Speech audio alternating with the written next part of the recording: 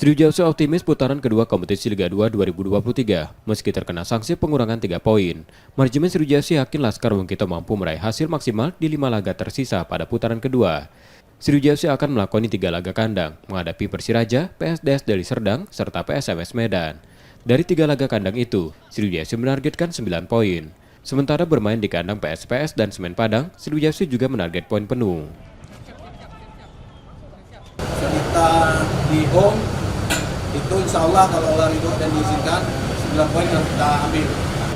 Lawan PSPS begitu juga kita mengupayakan 3 poin di Semen Padang. Kita mengupayakan mungkin kalau bisa insya Allah oleh 3 poin, kalau tidak ya 1 poin cukup bagus buat kita.